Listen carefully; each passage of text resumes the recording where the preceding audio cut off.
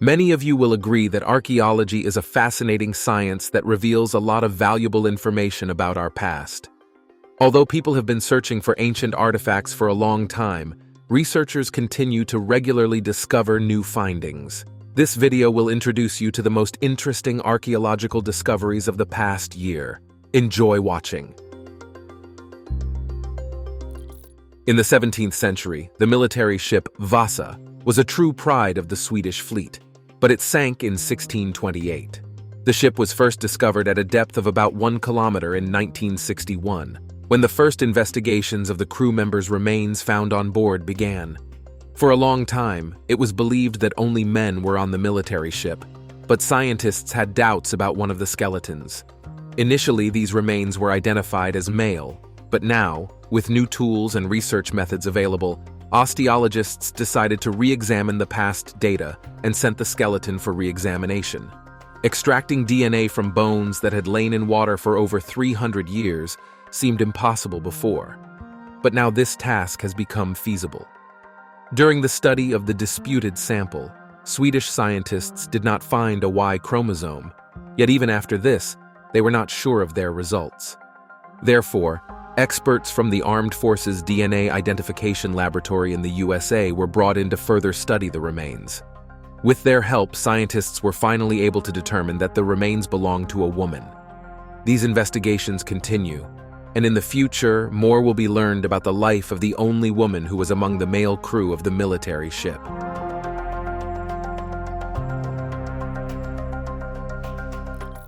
As part of a project to document and map the dense forests of the Balamku Ecological Reserve in Mexico, scientists discovered a previously unknown city of the Maya civilization. The ruins were found by chance in high-resolution photographs taken using LiDAR technology. This remote sensing laser method is often used to create three-dimensional landscape maps, but sometimes it is also employed in archaeology. Once the images reached the archaeologists, they began excavations in the Balamku area. The settlement they discovered was named Ocomtun, which translates from the Yucatec Maya language as stone column. The city was given this name due to the large number of cylindrical stone columns scattered throughout its area. Archaeologists suggest that these columns were once part of the entrances to multi-level Maya buildings. Ocomtun covered an area of about 50 hectares.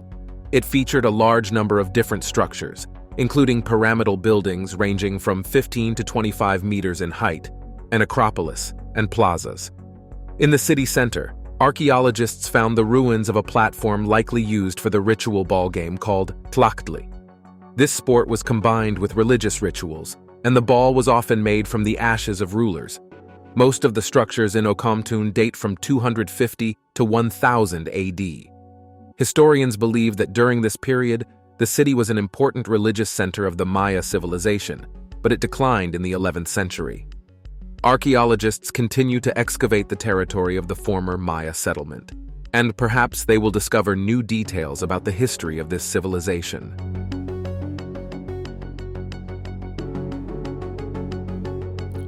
In 2023, archaeologists from the Czech Republic managed to discover the lost tomb of the ancient Egyptian high official Ptahshepses, who lived about 4,400 years ago. This tomb was first opened by the French archaeologist Auguste Mariette in the 19th century, but at that time, comprehensive studies could not be conducted, and eventually, the tomb was hidden again in the desert sands. Modern archaeologists knew of Mariette's discovery, so they decided to rediscover the lost tomb. According to the leaders of the research, the search was very challenging and lasted several years. The burial site of Ptahshepses was helped to be located by detailed satellite imaging of the area and studying old maps. Ptahshepses was a great equalizer, serving Pharaoh Nusereini. He was a very influential person, so his mastaba was built near the pyramids of the 5th dynasty pharaohs in Abusir. The dimensions of Ptahshepses' tomb are 42 by 22 meters, with a height of over 4 meters. Despite the fact that the burial chamber of the influential official was partially looted in past centuries, archaeologists still managed to discover some artifacts, including pottery, various ritual items, and even the first example of mummified fish. Most importantly, The well-preserved mummy of Ptahshepses was still in the opened sarcophagus. The discovery of this tomb is a very important event for Egyptology, as Ptahshepses had significant importance in the history of ancient Egypt.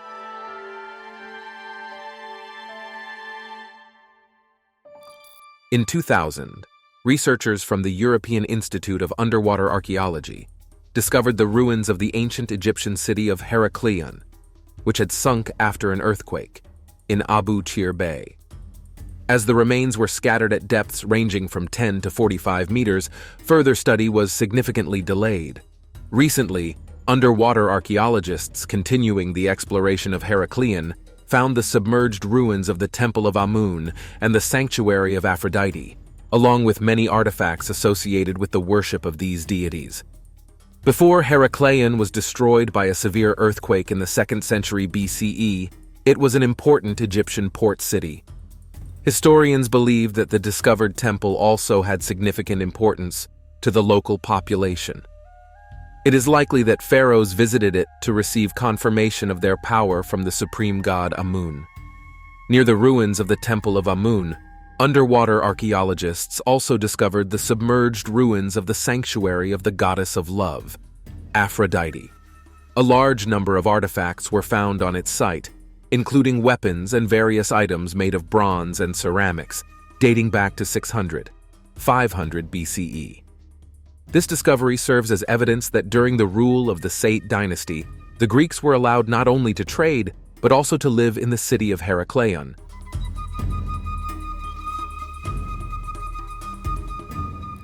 Since 2019, an international team of scientists has been investigating remote territories in Russian Siberia. During excavations in the Amnia I and Amnia II settlements, they discovered an ancient fortress.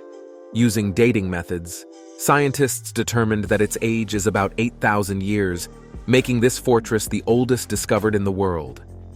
This finding has changed perceptions about ancient human settlements. It was previously believed that permanent settlements with complex architecture, especially those with defensive structures, appeared only after humans transitioned from foraging to agriculture. Artifacts found within the fortress have helped archaeologists learn more about the ancient people who built this defensive structure. For instance, it became known that the locals engaged in fishing in the Amnia River and hunted deer using spears with bone and stone tips. Additionally, these people produced pottery designed for storing meat. Archaeologists believe that the inhabitants of Amnia built this fortress to protect productive fishing and hunting grounds.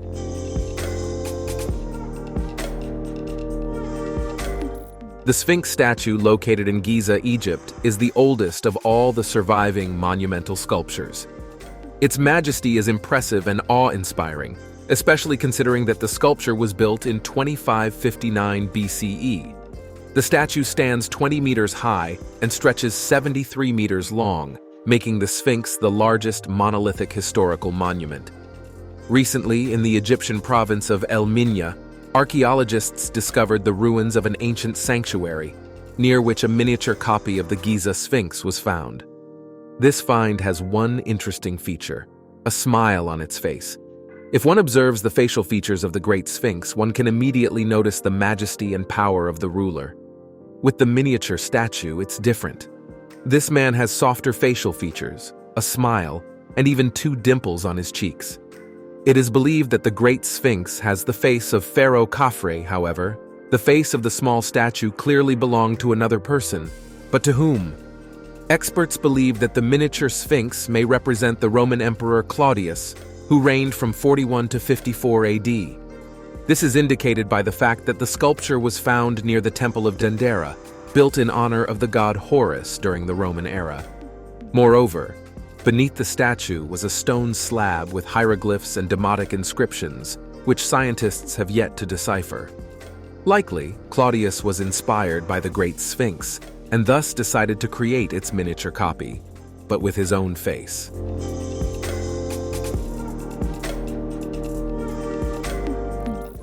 In 2023, a group of archaeologists from various countries discovered the ruins of an ancient underground temple in Mitla, inside which lies the entrance to the realm of the dead. Mitla is the oldest city in Mexico and a site of ongoing archaeological excavations. Until the 16th century, the Oaxaca Valley was inhabited by the indigenous Zapotec people. Their ancient city of Mitla consisted of residential houses and 5 large buildings with courtyards. It also had a temple, which was written about in 1674 by priest Francisco de Burgoa. According to his reports from visiting the ruins of the Zapotec city, a huge temple lay beneath Mitla and consisted of 4 large halls interconnected. In the last of these rooms was a stone door leading to a deep cave. The Zapotecs believed this place to be a sort of portal to the realm of the dead and thus deposited their deceased there. Spanish missionaries, who conquered the Zapotec territory, feared the unknown magic that the natives might possess, and therefore sealed all entrances to the temple, transforming the once thriving city into ruins. Later, the Catholic Church of San Pablo was built on this site. For a long time, historians speculated that the entrance to the underworld might be located beneath it. Naturally, archaeologists were interested in searching for the temple, but demolishing the church for this purpose, of course, was not an option. Therefore, they used modern geophysical methods, with which they indeed managed to find a complex system of caves and labyrinths located under the Catholic Church of San Pablo. Now, archaeologists intend to continue their research to gain a more detailed picture of the underground temple.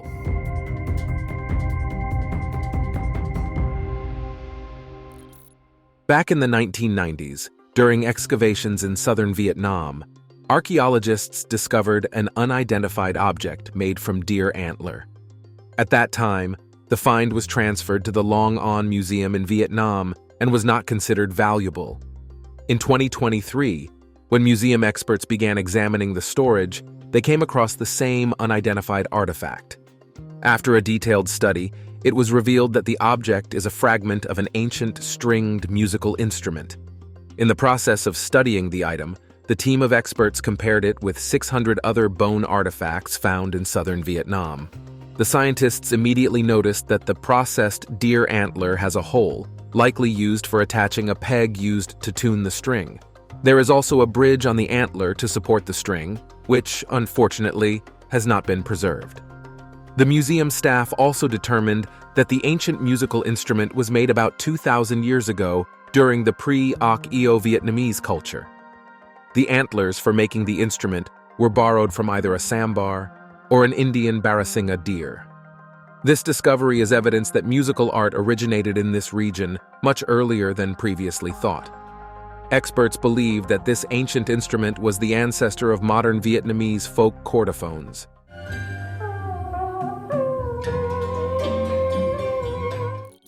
The capital of the United Kingdom, London, is one of the largest cities in Europe. This metropolis has a very rich history, so archaeologists continue to conduct excavations on its territory and its surroundings. From 2016 to 2023, researchers discovered 3 sections of a wall built in the 3rd century AD by the Romans along the Thames. These fragments are part of the Riverside Wall, which helped defend the city of Londinium, modern London, during local tribe uprisings. The discovered sections of the wall are located in the upper and lower parts of Thames Street, as well as on the Sugar Quay Promenade. Their total length is just over 100 meters.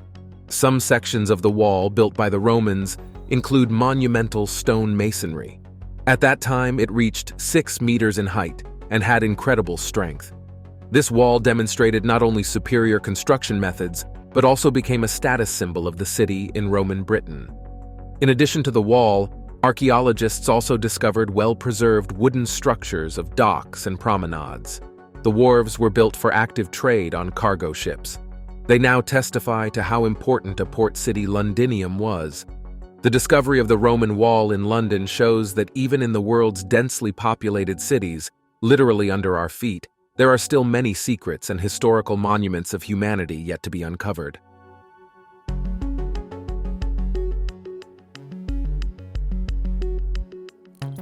During the exploration of Gua Siri Cave, located in the southeastern part of the Malaysian state of Sarawak, an international team of archaeologists discovered unique rock paintings. These paintings drew special interest because they depicted battle scenes. Although archaeologists had previously found wall paintings in Malaysian caves, those primarily featured geometric patterns, as well as animals and people engaged in hunting and other activities. In Guasiri Cave, completely different scenes were captured. The wall paintings depicted men in headgear, armed with various weapons and shields. Such images are not typical for this region, so scientists decided to perform radiocarbon analysis of the findings. The study revealed that the wall paintings in Guasiri were created during the 17th to 19th centuries. Currently, the indigenous Badayu people live in the area near the cave. After speaking with scientists, they shared that during this period, the local inhabitants were subjected to armed attacks by other peoples, and Guasiri served as a refuge for them. Although it was difficult for the Badayu, they managed to repel the onslaught of several hundred armed invaders trying to penetrate the cave and ultimately defend their territory. The discovery of the wall paintings in Guasiri has helped scientists better understand the history of the region's colonization and learn about a previously unknown armed conflict.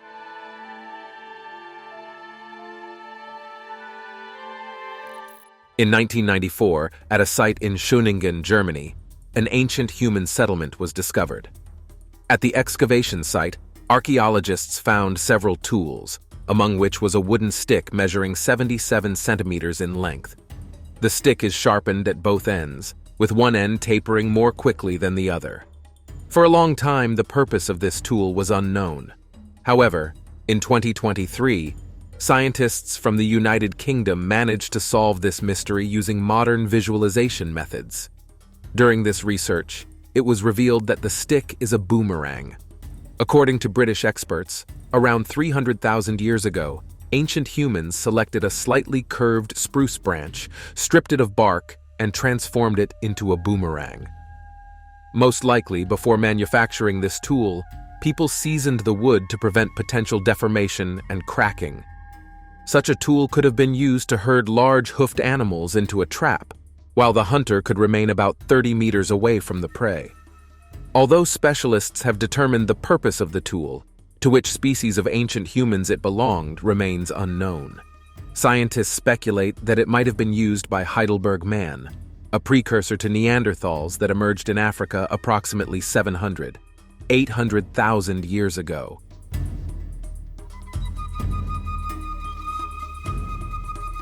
In the summer of 2023, German archaeologists from the Bavarian State Conservation Office spoke about their find made in Nordlingen, Bavaria. During excavations in this area, they discovered a bronze sword, about 3,000 years old, which looked almost like new. The sword was found in a burial among other artifacts, and remains belonging to a man, a woman, and a child. The ancient weapon is an octagonal bronze sword with a solid handle. Scientists suggest that the sword served a ceremonial function, as no traces of its use for its intended purpose were found on its blade. Despite this, it could have been effectively used in battle. Researchers also believe that the sword belonged to the Urnfield culture, which emerged around 1300 BCE, as the peoples of this culture developed bronze weapon manufacturing technologies. However, there is no evidence yet, and scientists still need to find out whether the sword was made by local people or imported. In the Bronze Age, octagonal swords were mainly made in southern and northern Germany, as well as in Denmark. German archaeologists consider this find unique because the burial mounds in this area were looted in the 19th century, but this necropolis remained untouched. Moreover, researchers are amazed at how well this sword has been preserved, despite being made about 3,000 years ago.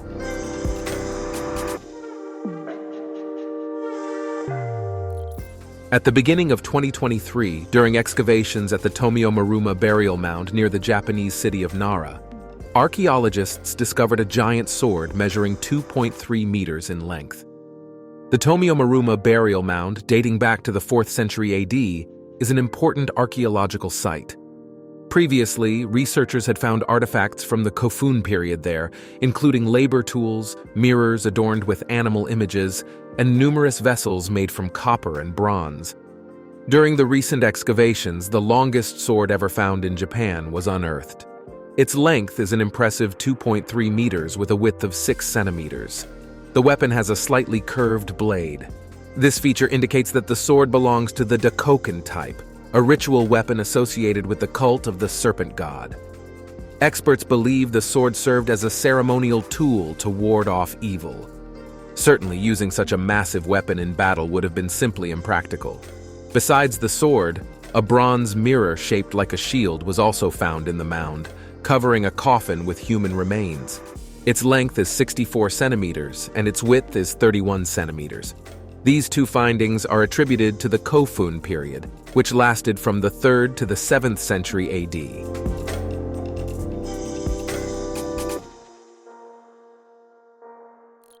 It's hard to imagine what people looked like in life based on their remains, but thanks to modern technology and the efforts of artists, it has become possible. Swedish forensic artist Oskar Nilsson was able to reconstruct the appearance of a woman who lived in the Bronze Age.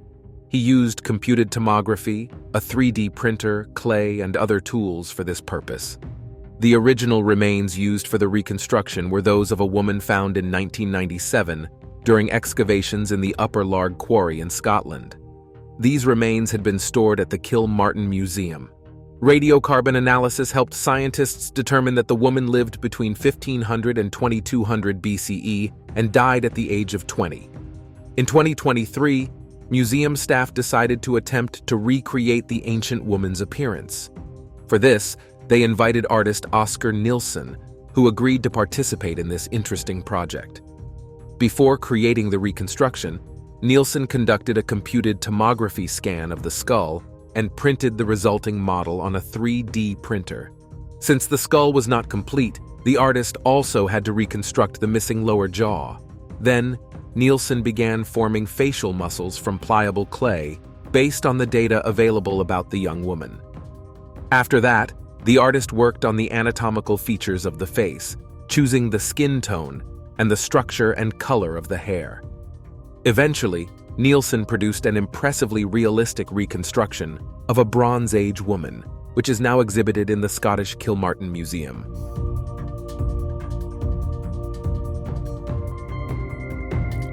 During excavations near Hebron Road in Jerusalem, archaeologists discovered the burial of a young woman who, according to experts, accompanied Alexander the Great on his campaigns as a courtesan. The woman's tomb, located in one of the caves on a rocky slope, dates back to the 300 BCE. Her remains were poorly preserved and found charred.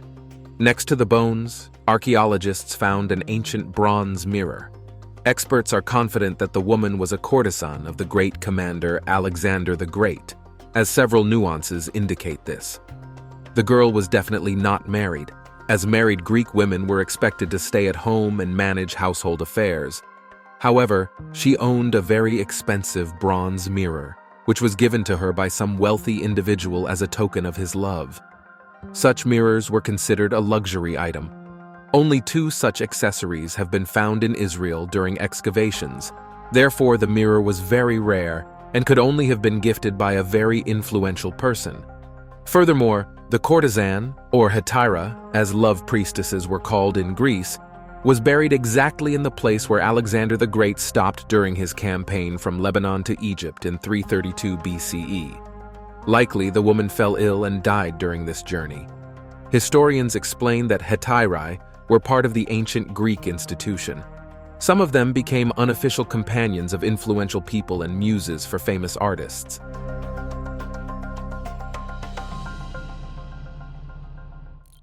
Back in 1981, at the Melka Kunture archaeological site located 55 kilometers from Ethiopia's capital, Addis Ababa, a fossilized infant jawbone was discovered. It's worth noting that numerous archaeological monuments, some dating back as far as 2 million years, have been uncovered in this region. Therefore, when archaeologists found the fragment of the child's jaw, they were confident that it belonged to one of the species of ancient humans. Technologies and tools of that time did not allow scientists to gather sufficient information about the find, so they could only hypothesize about the species to which this human belonged. The hypotheses included Homo habilis, Homo rudolfensis, Homo ergaster, and Homo erectus. As there was no consensus, in 2023, scientists resumed studying the jaw fragment. The research revealed that the bone belonged to a child who died between the ages of 3, 5, about 2 million years ago. Using synchrotron imaging, anthropologists were able to visualize the child's unerupted permanent teeth and study the characteristics of 2 premolars and 1 molar. The data obtained were compared with other findings, clarifying that the jaw belonged to Homo erectus, specifically one of the earliest representatives of this species. This discovery indicates that the erectuses were the first Homo species to inhabit regions at altitudes over 2,000 meters above sea level.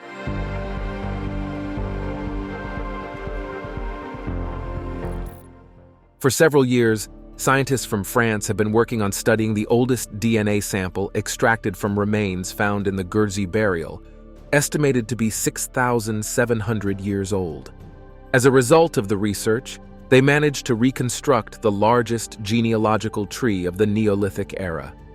In the ancient Gurji burial in the Paris Basin, archaeologists discovered 128 human remains. DNA samples were extracted from 94 of these remains, which indicated that most of these people were descendants of one man. During the Neolithic era, there was a transition from foraging to farming. Additionally, people began to lead a settled lifestyle and organize communities. The progenitor of the Gurji community was the first person to settle in this area. Interestingly, he was originally buried in another place, and then his descendants moved his remains to the family necropolis. From the analysis of 94 DNA samples, scientists created 2 genealogical trees, one including 64 people from 7 generations, and the other including 12 people from 5 generations. The DNA of the remaining 18 people were not related, likely because these individuals joined families from other communities. Scientists noted that the generations were connected along the male line. This means that men stayed in the same community where they were born, while women married men from other families and left their homes.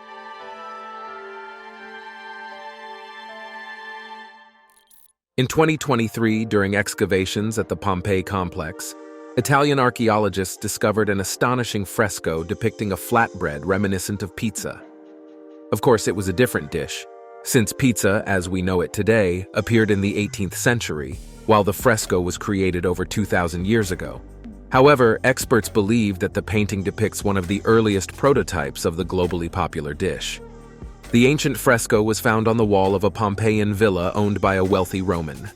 It featured an appetizing still life, a large plate with various fruits, a goblet of wine, and a focaccia flatbread seasoned with mortem, a spicy cheese popular in ancient Rome. Looking at the fresco, one can indeed notice a resemblance to pizza, though it lacks 2 classic ingredients: tomatoes and mozzarella. This is not surprising. Tomatoes were introduced to Europe from America only in the 16th century, and mozzarella cheese was first mentioned in cookbooks about 5 centuries ago.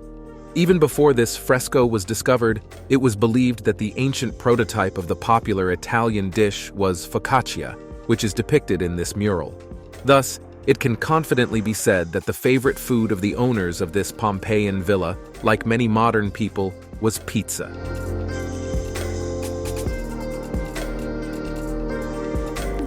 Herculaneum is the second ancient Roman city that, like Pompeii, was destroyed by the eruption of Mount Vesuvius in AD 79. Despite this tragedy occurring nearly 2,000 years ago, scientists continue to make new discoveries related to this city. Already in the 18th century, during excavations in Herculaneum, scrolls from a library destroyed during the eruption were found. For a long time, specialists tried to decipher the text contained within them, but they were so charred that it seemed impossible. Moreover, the fragility of the manuscripts made it impossible to unroll them. Modern technologies allow scientists to obtain a lot of useful information about various ancient artifacts, so deciphering the Herculaneum scrolls no longer seems like a fantasy. 2 students from the University of Berlin, Luc Farator and Youssef Nader, have developed software that allows the scanning of the ink applied to papyrus and its deciphering. Currently, the program is in the testing stage, but the young men have already managed to identify one ancient Greek word, despite the scrolls being in very poor condition. If the students can perfect their development, scientists will have a new, amazing technology for scanning and deciphering ancient texts. This means that we will be able to learn even more about how our ancestors lived.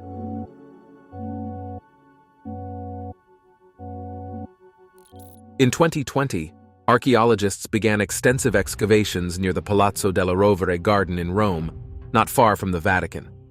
2 years later, they made a sensational discovery. Having uncovered 2 structures built using ancient Roman construction techniques, the researchers concluded that they had found the ruins of the lost theater of Nero, the 5th Roman emperor, who reigned from 54 to 68 AD. The first structure consisted of staircases, walls, and entrances, indicating that it was the theater's cavea where spectators gathered. The excavations also revealed marble columns covered with gold leaf, which likely adorned the theater's stage. The second structure appeared to have been used as a utility room. Emperor Nero was known for his love of the arts. The ruler was so obsessed with creativity that he even earned the nickname the Actor Emperor. He enjoyed performing publicly, showcasing his acting skills, oratory, and singing. These pursuits were criticized because it was believed that only slaves and public people could engage in such activities, not emperors. Despite the disapproval, Nero ordered the construction of a private theater where he could publicly hone his skills. This is attested by records from Pliny the Elder, Suetonius, and Tacitus. However, the location of this theater had remained unknown until now. The excavations near the Palazzo della Rovere garden have finally uncovered the ruins of this building, making this find exceptionally important. And that's all from me. If you enjoyed this video, don't forget to rate it, subscribe to the channel, and click the bell icon. Your activity is the best reward for me. Thank you for watching. See you soon. Goodbye.